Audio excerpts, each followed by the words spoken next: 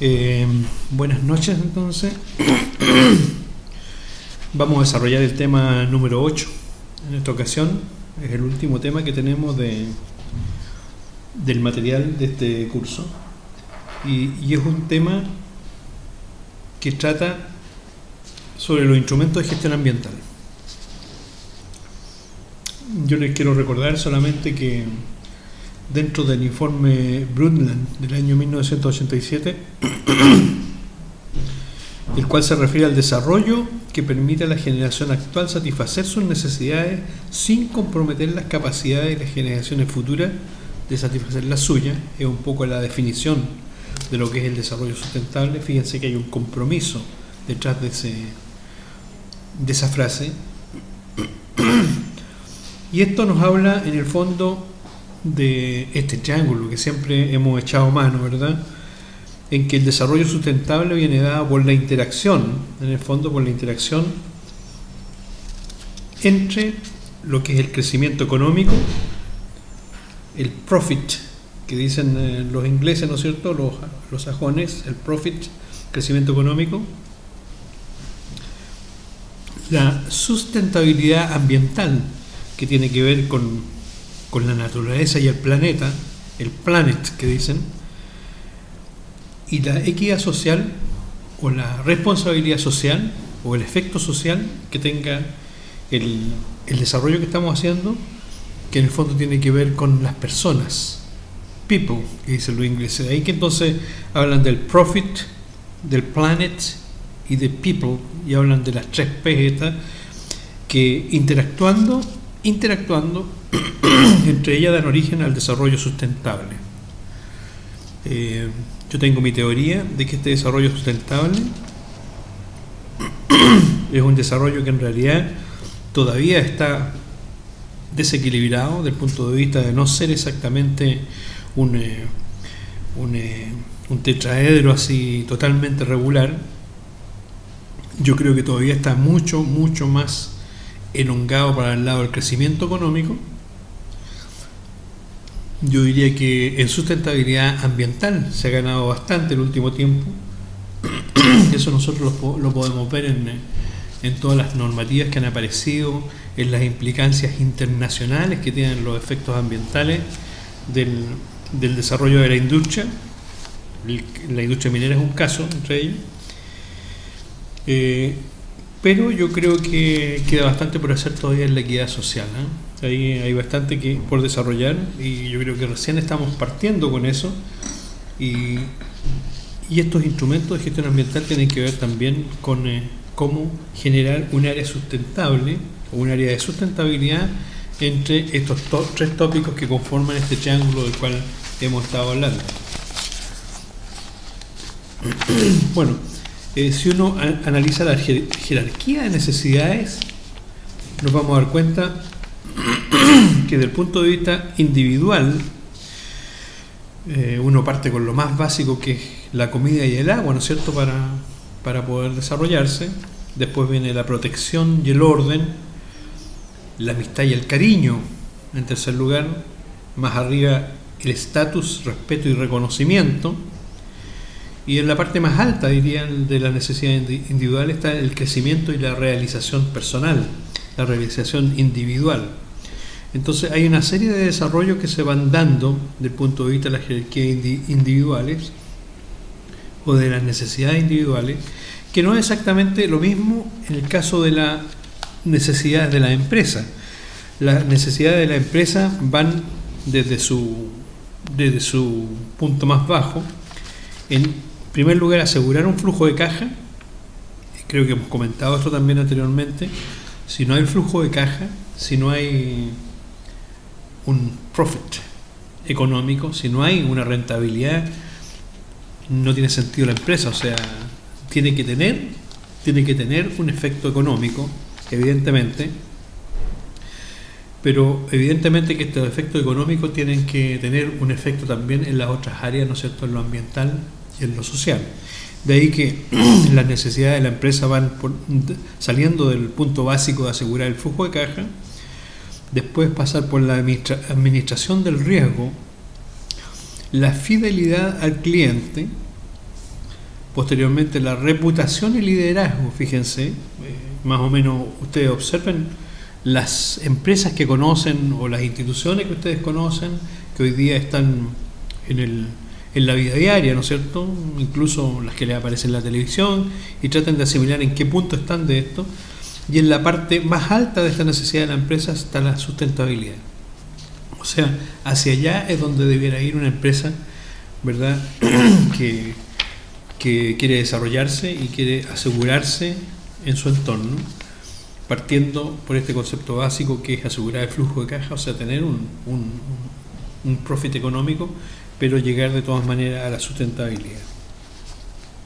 Y repetimos que los desafíos que tiene el sector minero para analizar justamente esta gestión de los instrumentos de gestión ambiental, los desafíos que tiene el sector minero, no nos olvidemos que hoy día está el agua, la energía, las personas, que hemos hablado bastante hoy día, se comenta bastante en los círculos, ¿verdad?, de la minería y en el entorno de la minería, la falta de personal adecuado para desarrollar las labores mineras. Y yo que trabajo en una universidad y ustedes están en esto, justamente en esta formación que están haciendo ahora, cómo incrementar la calidad de las personas en torno a la formación que tienen para de alguna manera colaborar con esta actividad minera que hoy día tenemos. El medio ambiente, otro de los desafíos, el uso de las tecnologías. No nos olvidemos que las tecnologías van cambiando todos los días, es un continuo, ¿verdad?, el cambio de tecnología, y disminuir de alguna manera los costos justamente en que se encuentra la empresa que está desarrollando esta actividad minera. Hay un nuevo escenario hoy día que es muy importante, hay un marco legal favorable que otorga certeza, estabilidad y seguridad a la actividad minera. Están las leyes de base del medio ambiente y sus modificaciones. Hay un rediseño de la institucionalidad ambiental, que es muy importante considerarlo. Hay la inclusión de cambios sustanciales en los instrumentos de gestión ambiental, que son los sistemas de evaluación de impacto ambiental. Luego aquí tenemos un juego entre el Ministerio del Medio Ambiente, ¿no es cierto?, que hoy día lo tenemos. Antes no teníamos un Ministerio del Medio Ambiente, hoy día tenemos un Ministerio del Medio Ambiente. Eso a ustedes les muestra cómo ha ido evolucionando esto dentro de nuestro país. Este Ministerio del Medio Ambiente, que es el encargado de elaborar las políticas, las normas y los planes. Después tenemos una superintendencia del medio ambiente, que es la destinada a fiscalizar y aplicar las sanciones por incumplimiento en la materia ambiental.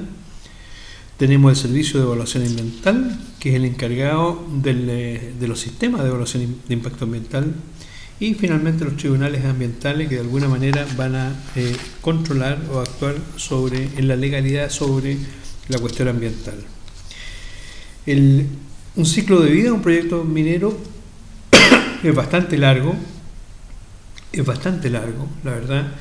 Parte con una concepción primero, una concepción de una idea, de un proyecto, ¿verdad?, que esa concepción puede partir simplemente desde el ámbito individual, ¿no es cierto?, desde lo que una persona está pensando y que sí tiene la idea de este proyecto, y esta persona entonces desarrolla posteriormente una ingeniería de perfil, más tarde una ingeniería conceptual, una ingeniería básica, una ingeniería de detalle, para pasar finalmente a las fases de construcción, puesta en marcha, la fase de operación, y una vez que pasó la fase de operación, terminar hoy día, ¿no es cierto?, con la fase de cierre, que hoy día es imperante justamente para todo proyecto minero, para todo proyecto industrial.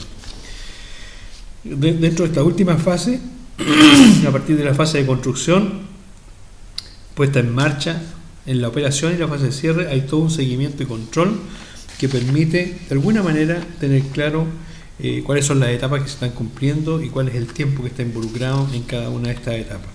Luego todo este ciclo de vida de un proyecto minero es bastante largo,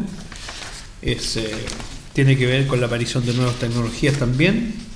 Esta concepción a veces tiene que pasar primero por además de la ingeniería conceptual, ¿no es cierto?, a veces hasta por un desarrollo a nivel de laboratorios. para finalmente escalar a nivel de planta piloto y después tener una concepción industrial que es la que finalmente va a ir al mercado. Estos son ciclos largos, ¿verdad?, de todos estos proyectos, pero son proyectos que se están renovando continuamente, se están readecuando continuamente.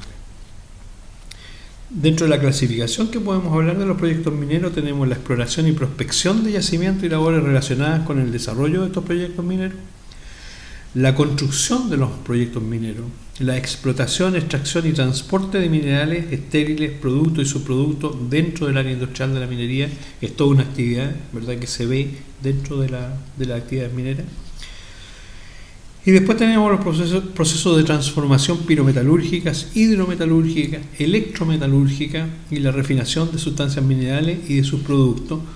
Estas son, yo diría, son las etapas finales de los proyectos mineros, cuando ya estamos obteniendo el metal. Y estos procesos de transformación son esencialmente químicos. Cuando estamos hablando de la pirometalurgia, de la hidrometalurgia y de la electrometalurgia, estamos hablando de cambios esencialmente químicos, no solamente físicos.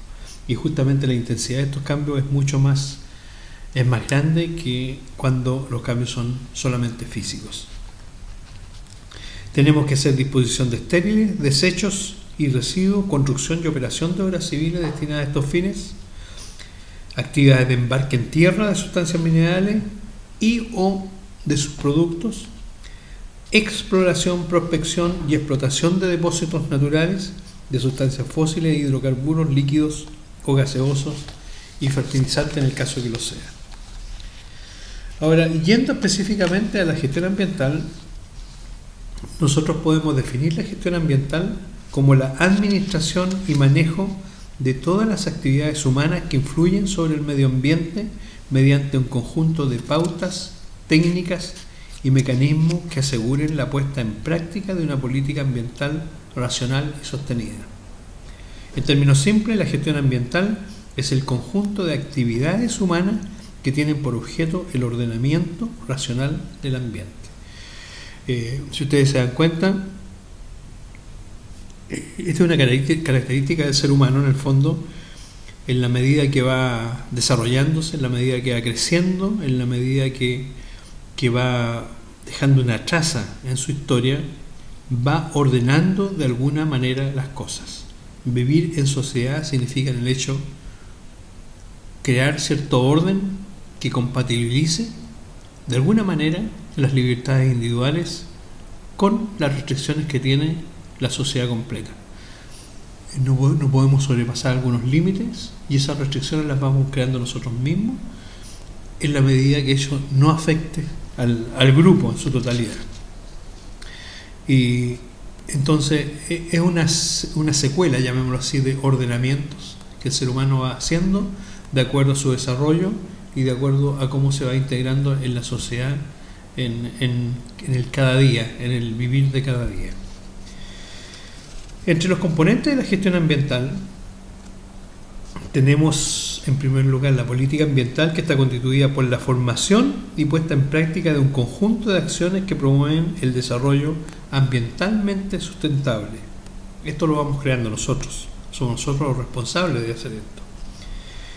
Y es el conjunto de directrices que deben adoptar una organización que busque la integración del proceso productivo con el medio ambiente, sin perjuicio de ninguna de las partes que lo conforman. Entre los instrumentos de gestión ambiental de política podemos mencionar el planeación ambiental, la ordenación territorial. Esto es muy importante. Convivir justamente en una sociedad significa ir de alguna manera ordenando el territorio, ¿eh? ¿Qué queda aquí? ¿Qué queda más allá? ¿Cómo se interactúan estos ambientes? Etcétera. Ir haciendo un ordenamiento territorial. En general nosotros hemos crecido espontáneamente, sin un ordenamiento preestablecido, y eso nos ha acarreado algunos problemas, porque hemos tenido que ir corrigiendo sobre el error, sobre las cosas que ya hemos construido. En otras partes hay una concepción previa de cómo se va a establecer un territorio y cómo se va a ordenar. Es casi un juego. Yo recuerdo, se los cuento como anecdótico quizá, estuve viviendo más de un año en Londres, ya con mi familia, con mis 3 hijos, que ya tenían edad escolar, iban al colegio. Y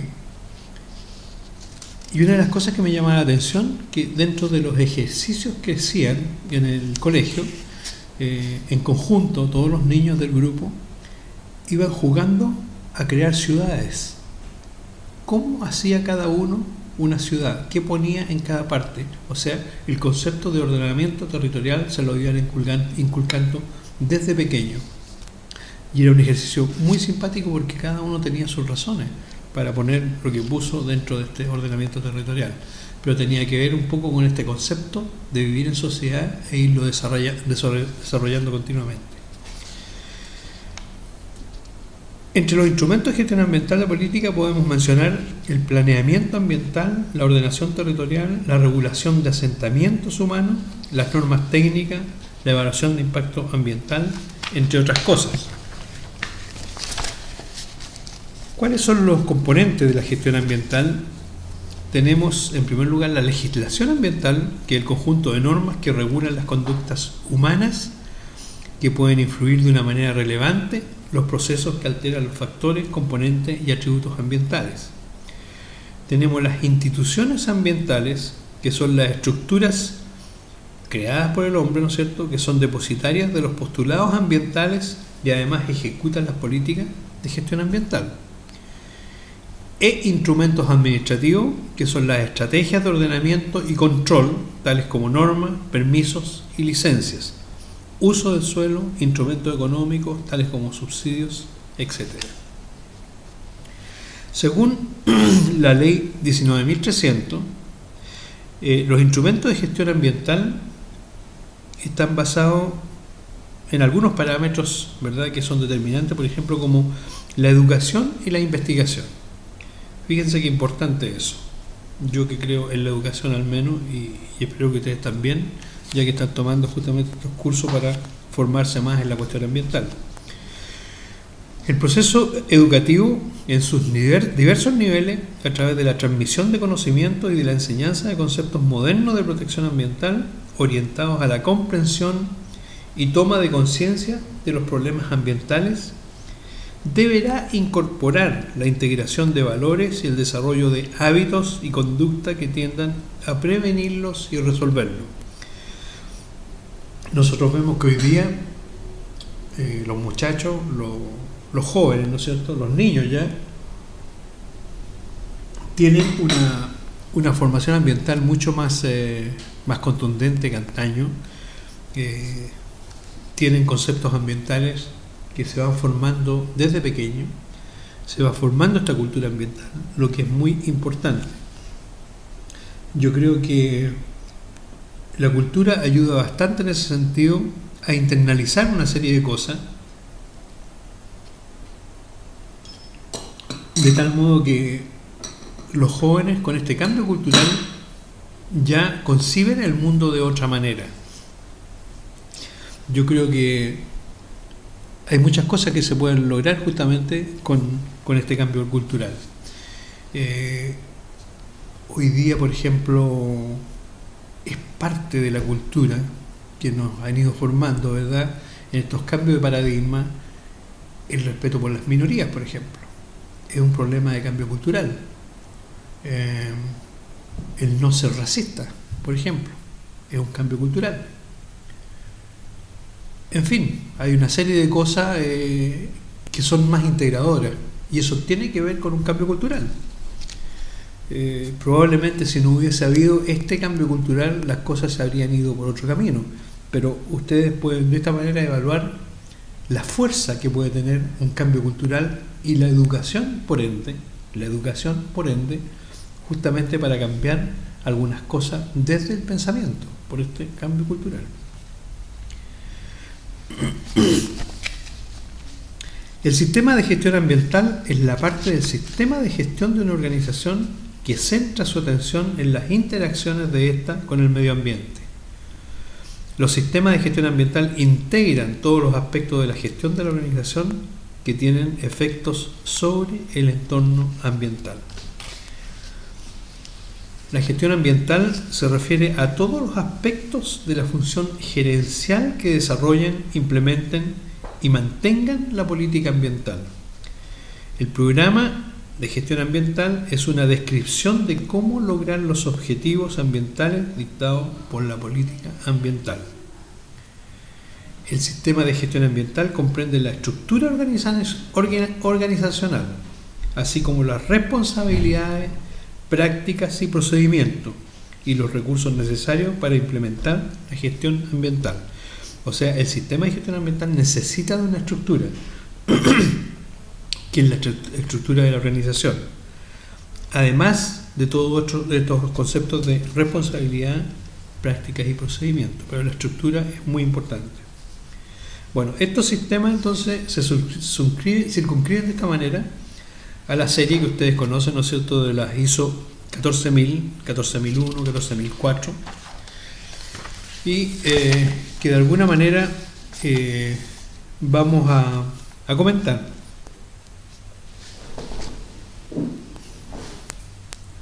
La norma 14001 es la que certifica las empresas o especifica las principales exigencias de un sistema de gestión ambiental.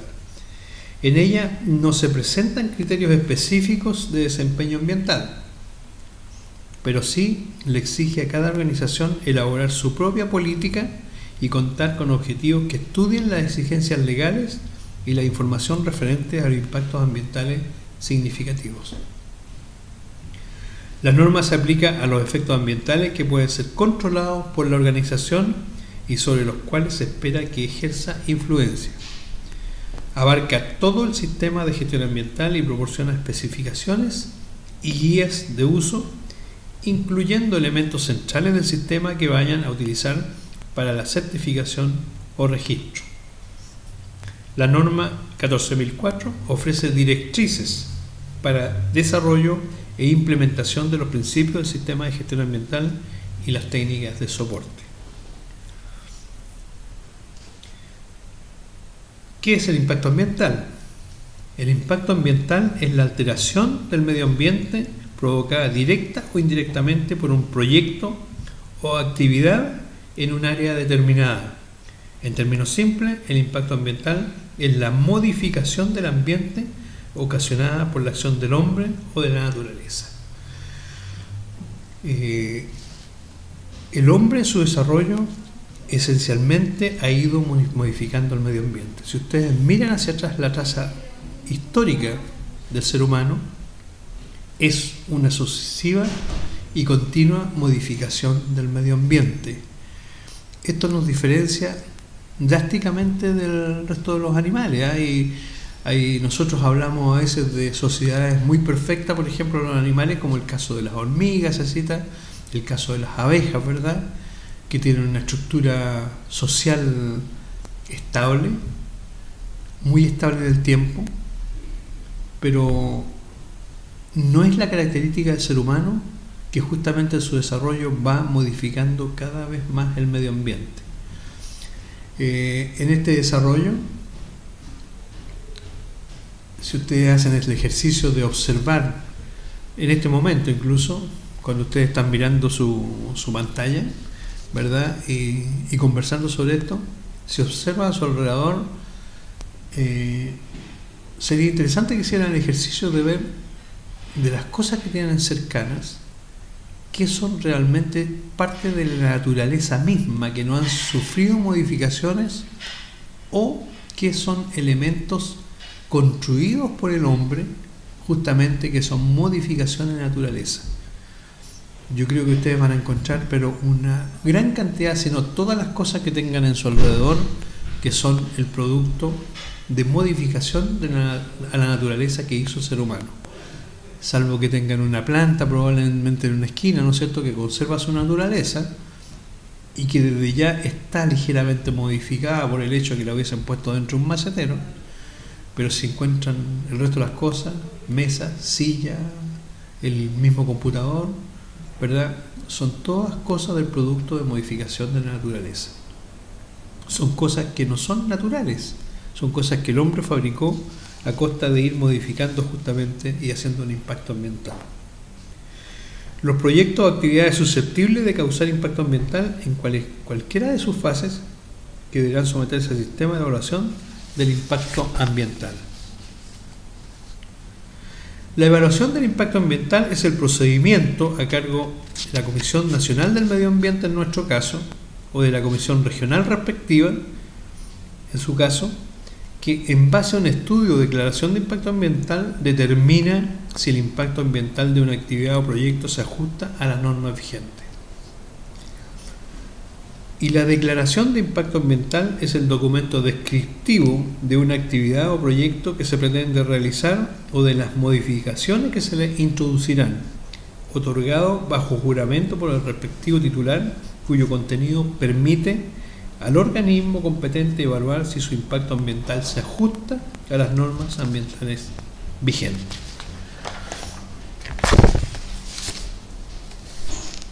El estudio de impacto ambiental es el documento que describe en detalle las características de un proyecto o actividad que se pretende llevar a cabo o su modificación. Debe proporcionar antecedentes fundados para la predicción, identificación e interpretación de su impacto ambiental y describir la o las acciones que ejecutará para impedir o minimizar sus efectos significativamente adversos. Podemos hablar de los tipos de impacto ambiental que se pueden clasificar de acuerdo a su origen, por ejemplo. Tenemos el impacto ambiental provocado por el aprovechamiento de recursos naturales, ya sea renovables, tales como el aprovechamiento forestal o la pesca, y no renovables, tales como la extracción de petróleo o del carbón. El impacto ambiental provocado por la contaminación, todos los proyectos que producen algún residuo, peligroso o no, emiten gases a la atmósfera o vierten líquido al ambiente. El impacto ambiental provocado por la ocupación del territorio y los proyectos que al ocupar un territorio modifican las condiciones naturales por acciones tales como la tala, por ejemplo, de bosque o compactación o transformación del suelo, entre otras cosas. Existen, la verdad, diversas clasificaciones de impactos ambientales de acuerdo a sus atributos. Tenemos el impacto ambiental positivo o negativo. El impacto ambiental se mide en términos de efectos resultantes en el ambiente. El impacto ambiental directo o indirecto. Si el impacto ambiental es causado por alguna acción del proyecto o es resultado del efecto producido por la acción. Impacto ambiental acumulativo. Si el impacto ambiental es el efecto que resulta de la suma de impactos ocurridos en el pasado o que están ocurriendo en el presente. El impacto ambiental sinérgico. Si el impacto ambiental se produce cuando el efecto conjunto de impactos supone una incidencia mayor que la suma de los impactos individuales. El impacto ambiental residual. Si el impacto ambiental persiste después de la aplicación de medidas de mitigación. El impacto ambiental temporal o permanente. El impacto ambiental es cuando es por un periodo determinado o es definitivo. En fin, el impacto ambiental reversible o irreversible si las condiciones significan que este impacto ambiental ya creó una transformación que no puede ser revertida en su totalidad.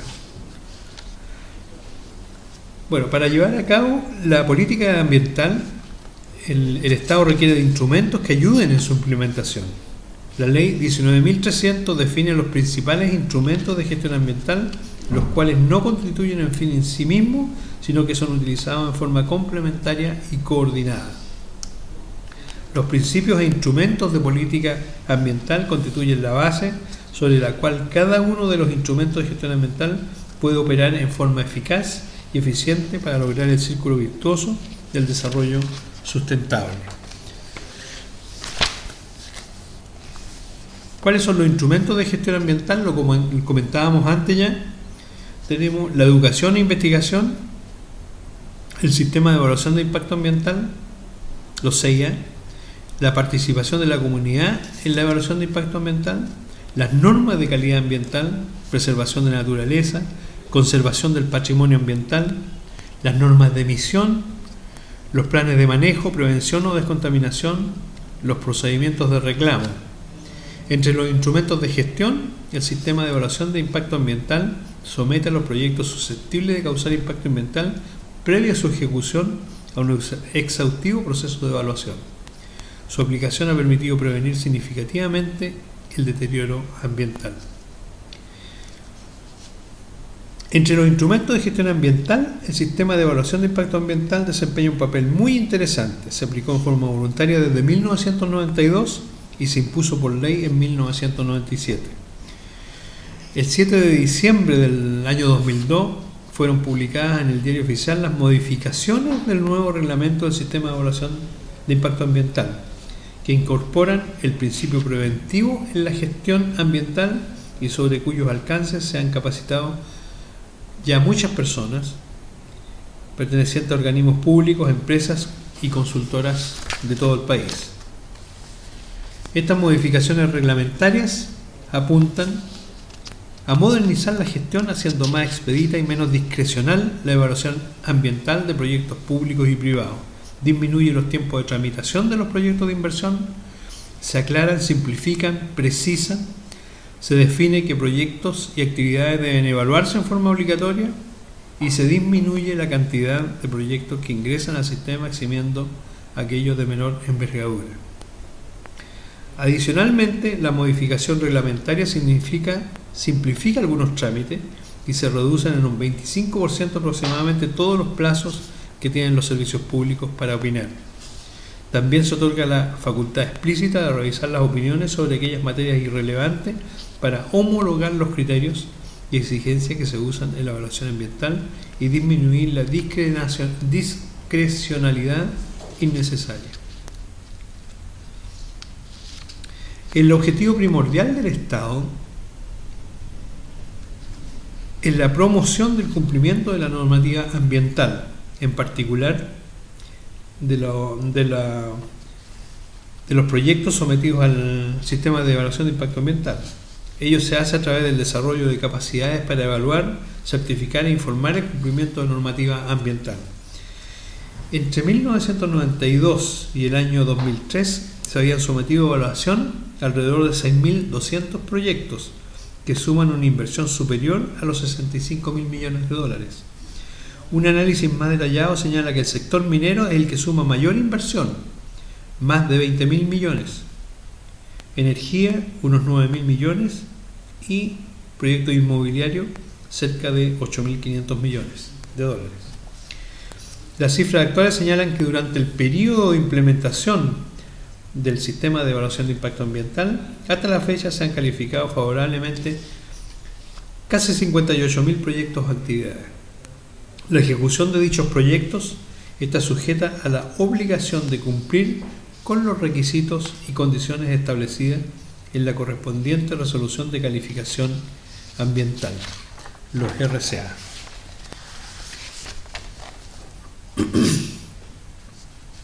Bueno, actualmente han cobrado importancia los instrumentos económicos que ofrecen incentivos a quienes pretenden mejorar su gestión ambiental.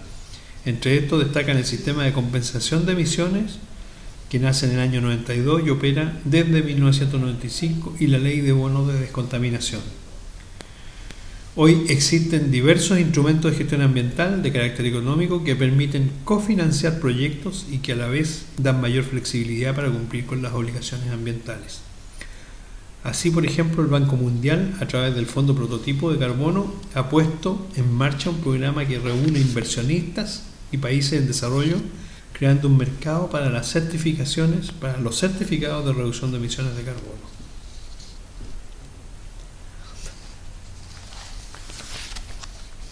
Bueno, dentro del marco legal, en función de los sistemas de evaluación de impacto ambiental,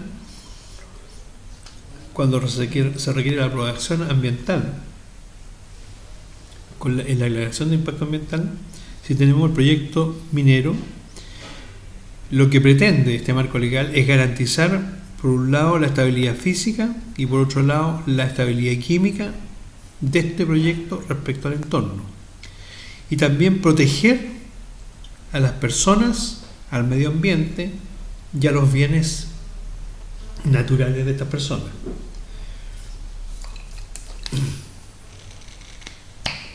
¿Cuál es el marco legal? ¿Cuál es el marco legal en función de los servicios, los sistemas de evaluación de impacto ambiental? Tenemos en primer lugar la ley sobre bases generales del medio ambiente, que tiene sus instrumentos de gestión ambiental. Ahí están los sistemas de evaluación de impacto ambiental, las normas de calidad, las normas de emisión, los planes de prevención, los planes de descontaminación. Después tenemos los reglamentos del sistema de evaluación de impacto ambiental, donde están los permisos ambientales sectoriales, y los organismos del Estado con competencia ambiental, donde tenemos el SERNAGEOMIN, la Dirección General de Aguas, el DGA, la CONAF, ¿verdad?, el Servicio Agrario Ganadero, el SAC, y la Autoridad Sanitaria. Y finalmente la revisión de la evaluación de impacto ambiental, donde tenemos las guías metodológicas del SERNAGEOMIN, que son uno de los materiales de apoyo, también las guías de CONAMA y el banco de datos de los sistemas de evaluación de impacto ambiental. Son todas guías o materiales de apoyo en los cuales uno puede sacar información justamente para hacer esta evaluación. ¿Cuáles son las materias de revisión de los proyectos mineros? En primer lugar, la seguridad de las obras e instalaciones para minimizar el riesgo de ocurrencia de daño a las personas o al medio ambiente. Después tenemos el control de las emisiones de contaminantes al ambiente en cualquiera de sus formas. En tercer lugar, la construcción, operación y abandono de depósitos de residuos de cualquier naturaleza, así como su tratamiento. En cuarto lugar, los riesgos naturales de origen geológico, como sismo, volcanismo y remoción en masa, presentes en el lugar de emplazamiento del proyecto. Y en quinto lugar, la seguridad de la población y del medio ambiente en general, debido a posibles fallas en los proyectos que pudiesen estar provocados por la ocurrencia de fenómenos geológicos. Después tenemos la seguridad de la población y del medio ambiente en general debido a posibles fallas de la estabilidad de taludes, debido a fenómenos de subsidencia no deseada o por propagación de los efectos de tronadura. Esto habla de la estabilidad física, entonces, de muchos de estos acopio de materiales, ¿no es cierto?, que históricamente ya saben, en Chile en particular han habido problemas con muchos de estos materiales.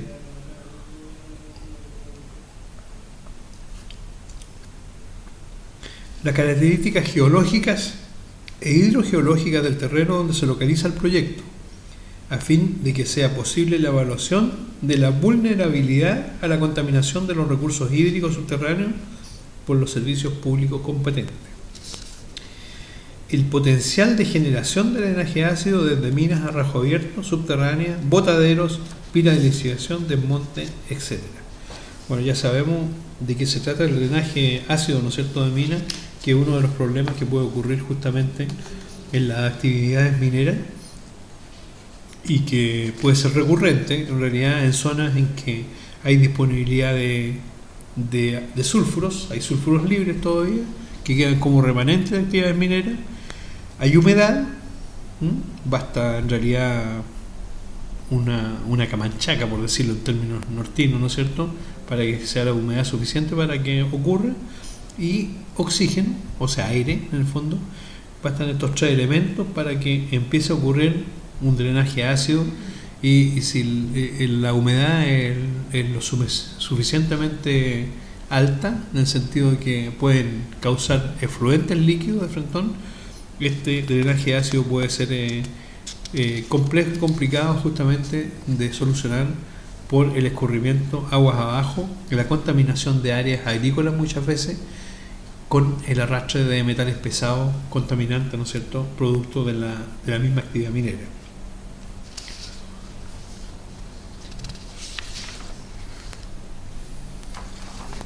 Bueno, respecto a los impactos ambientales mineros,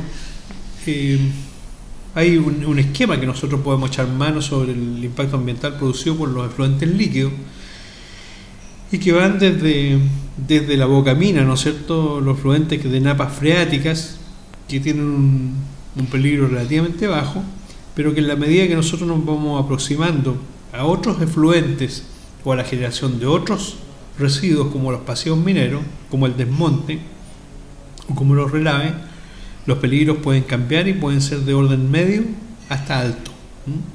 Justamente hay efluentes de cuerpo en el caso de los desmontes, en el caso de los relaves, ya hemos comentado eso, hay efluentes mucho más drásticos, ¿verdad?, que pueden actuar con bastante peligro y afectar justamente zonas hídricas que a su vez pueden afectar zonas agrícolas aguas abajo.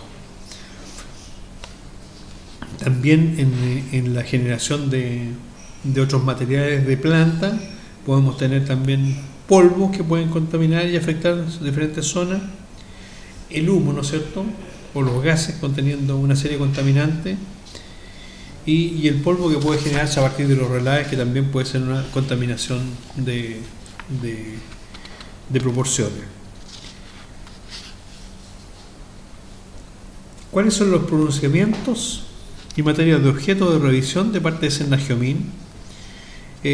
Bueno, el servicio se pronuncia sobre un conjunto de disciplinas técnicas y científicas que están relacionadas con riesgos naturales de origen geológico, posibles fallas en los proyectos por ocurrencia de fenómenos geológicos, características geológicas e hidrogeológicas del subsuelo, a fin de evaluar la vulnerabilidad a la contaminación de los recursos hídricos subterráneos,